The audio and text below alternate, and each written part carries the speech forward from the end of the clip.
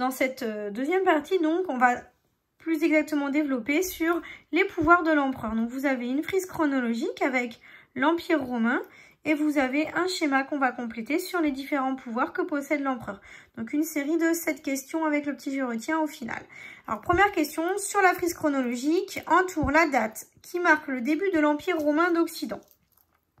Donc, tout simplement, c'est écrit, il suffit de lire, il met début de l'Empire romain d'Occident, j'entoure la date moins 27 ou 27 avant Jésus-Christ. Quel est le nom du premier empereur romain, excusez-moi?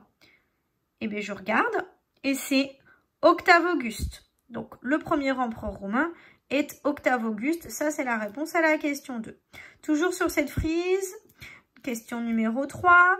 Entoure la date qui marque la fin, cette fois, de l'Empire romain d'Occident. Bon, rappelez-vous, on l'avait vu quand on avait travaillé sur les différentes périodes de l'histoire dans l'introduction en tout début d'année.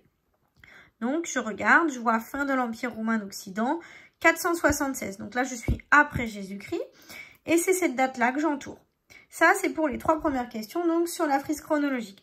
Ensuite, on va s'intéresser au schéma pour les questions suivantes. Les 4 dernières questions. Question numéro 4, justement, sur ce schéma, complète les cases des différents pouvoirs de l'empereur avec les mots suivants. Financier, judiciaire, militaire, religieux et politique. Vous voyez, ce sont tout simplement les domaines dans lesquels l'empereur détient des pouvoirs. Alors, par exemple, quand il peut juger ou rejuger tous les procès, c'est quel type de pouvoir? Parmi la liste qui vous est proposée. Effectivement, c'est le pouvoir judiciaire. Donc, vous mettez judiciaire juste là.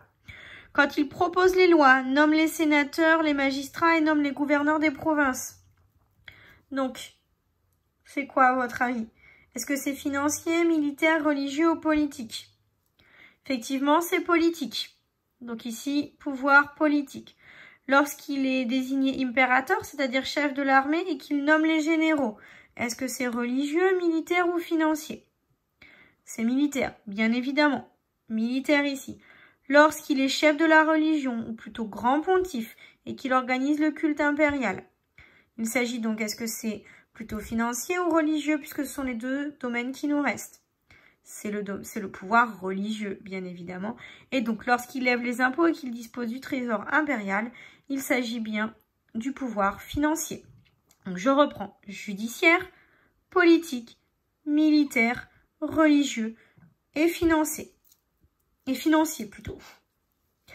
Question numéro 5. On vous demande de souligner dans ce document les informations qui montrent comment l'empereur contrôle et défend l'empire.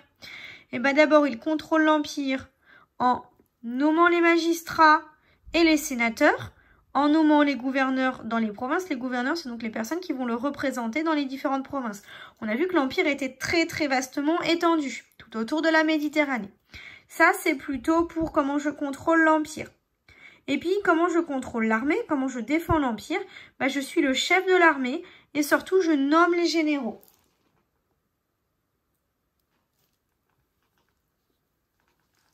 Voilà pour cette question numéro 5. Question numéro 6. Qu'est-ce qui montre que l'empereur est considéré comme un personnage divin dans ce document? Effectivement, il bénéficie de ce qu'on appelle le culte impérial. D'ailleurs, on vous explique juste ici ce que c'est. Donc, culte impérial, culte rendu aux empereurs dans tout l'Empire et qui coexistait, donc qui existait avec les religions les plus diverses, effectivement. Donc, tout simplement, il bénéficie d'un culte qui lui est entièrement dédié, qu'on appelle le culte impérial. Ça, c'est pour la question 6. Dernière question. En quoi est-ce un facteur d'unité pour tous les peuples de l'Empire, le fait qu'il bénéficie d'un culte impérial? Eh bien, effectivement, c'est quelque chose qui a lieu dans tout l'Empire, même si on y pratique des religions différentes. Donc, c'est un facteur d'unité, car il permet d'unifier les différents peuples de l'Empire autour de la personne de l'empereur et de son culte. D'ailleurs, si on reprend le je retiens, on vous met à partir de 27 avant Jésus-Christ, c'est-à-dire la date à laquelle débute l'Empire romain. Donc Rome devient un empire contrôlé par un seul homme avec tous les pouvoirs. C'est l'empereur, qui est alors chef de l'armée, impérator, qui s'attelle à être un conquérant. Il est également le chef politique, avec le titre de consul à vie. Il nomme les magistrats, contrôle le Sénat. C'est aussi le chef religieux avec le titre de grand pontife. À partir d'Auguste, donc le premier empereur, Octave Auguste, tous les empereurs sont divinisés car le titre d'Augustus signifie donc élu des dieux. Et c'est à ce moment-là qu'on instaure pour les empereurs un culte de la personnalité qu'on appelle le culte impérial ou le culte à l'empereur. Donc voilà pour cette partie numéro 2.